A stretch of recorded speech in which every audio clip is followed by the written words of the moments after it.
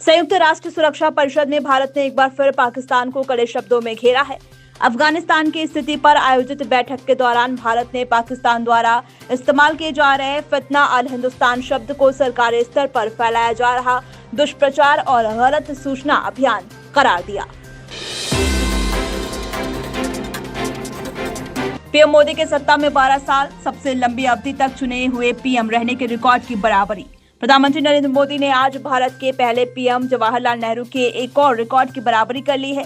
चुनाव के बाद जीतकर आने वाले और लगातार शासन करने वाले प्रधानमंत्रियों के मामले में मोदी अब संयुक्त रूप से पीएम नेहरू के साथ हैं। 9 जून तक की बात करें तो एक चुने हुए पीएम के तौर पर मोदी ने लगातार 4,398 दिन शासन कर लिया है। अमेरिका की एक संघीय अदालत ने डोनाल्ड ट्रंप द्वारा नए H-1B वीजा पर लगाए गए $1 लाख के शुल्क को गैर कानूनी करार दिया है। अदालत ने कहा कि यह फैसला कानून के अनुरूप नहीं है और इसे निरस्त किया जाना चाहिए।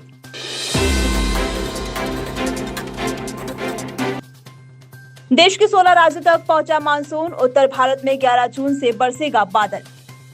देश के 16 राज्यों तक मानसून पहुंच चुका है, वहीं उत्तर भारत को अभी भी कुछ दिन और भीषण गर्मी से जूझना पड़ेगा।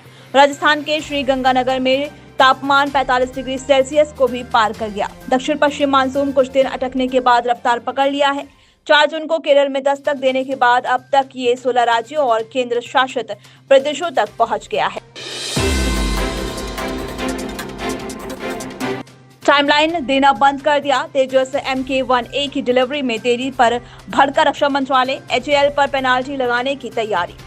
तेजस मार्क 1A लड़ाकू विमानों की डिलीवरी में 2 साल से अधिक की देरी पर रक्षा मंत्रालय ने नाराजगी जताई है और HAL पर पेनल्टी लगाने की तैयारी कर रहा है। रक्षा मंत्री राजनाथ सिंह ने परियोजनाओं की समीक्षा कर व्यवहारिक समय सीमा तय करने को कहा।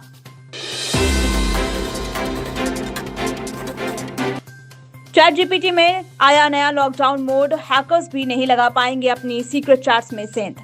आर्टिफिशियल इंटेलिजेंस आज हमारी जिंदगी और दफ्तर के कामकाज का एक बड़ा हिस्सा बन चुका है, लेकिन जैसे जैसे AI का इस्तेमाल बढ़ रहा है वैसे वैसे डेटा लीक और हैकिंग का खतरा भी तेज हो गया है।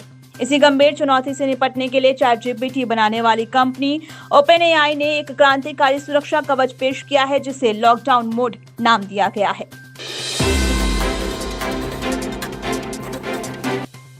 आपने कहा राम मंदिर में चंदा चोरी के बाद अब चढ़ावे में हेराफेरी और सपा के आरोपों पर ब्रजेश पाठक का तीखा पलटवार। समाजवादी पार्टी के अध्यक्ष अखिलेश यादव और अन्य विपक्षी नेताओं द्वारा अयोध्या के राम मंदिर के चढ़ावे में करोड़ों रुपए के गबन के आरोप लगाए जाने के बाद उत्तर प्रदेश की भारतीय जनता पार्टी, नीट सरकार और पार्टी संगठन ने सोमवार को इस पर प्रतिक्रिया व्यक्त करते हुए इन आरोपों को खारिज कर दिया। उप मुख्यमंत्री ब्रजेश पाठक ने अखिलेश यादव पर निशाना साधते हुए आरोप लगाया कि वे राम मंदिर को लेकर अफवाह फैलाकर झूठ गढ़ने का असफल प्रयास कर रहे हैं।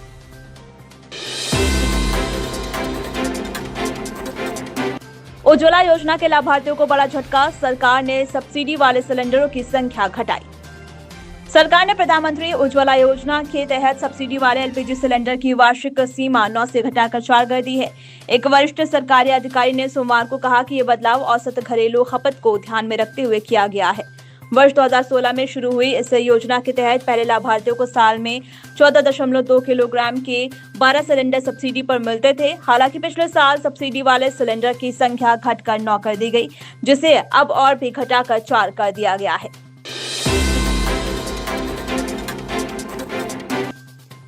यूपी पुलिस और मेटा का कमाल, इंस्टाग्राम पर सुसाइड अलर्ट मिलते ही 8 मिनट में पहुंची मेरठ पुलिस और टल गया बड़ा हादसा। उत्तर प्रदेश पुलिस ने दावा किया है कि मेटा और पुलिस के बीच विकसित समन्वय व्यवस्था के तहत मेरठ जिले में 25 वर्षीय एक युवक की जान बचाई गई। पुलिस के अनुसार इंस्टाग्राम पर आत्महत्या से संबंधित वीडियो पोस्ट किए जाने के बाद मेटा की ओर से प्राप्त सुसाइडल अलर्ट पर तुरंत कार्रवाई करते हुए सरधना थाने की पुलिस महज 8 मिनट में युवक तक पहुंची और उसे अस्पताल में भर्ती कराया। मथुरा हाईवे पर भीषण हादसा, रोडवेज बस पलटने से 2 महिलाओं की मौत, 13 अन्य यात्री घायल। मथुरा जिले के फरह थाना क्षेत्र में सोमवार को टोल प्लाजा के पास एक रोडवेज बस के पलट जाने से 2 महिलाओं की मौत हो गई और 13 अन्य घायल हो गए। पुलिस ने ये जानकारी दी। पुलिस के अनुसार मृतकों की पहचान मुगर्रा थाना क्षेत्र के नागला चिंगा की चंचल 19 वर्षीय और आगरा की सुनीता 22 वर्षीय के रूप में हुई है। पुलिस के मुताबिक ओवरटेक करने की कोशिश में बस डिवाइडर से टकरा गई और पलट गई।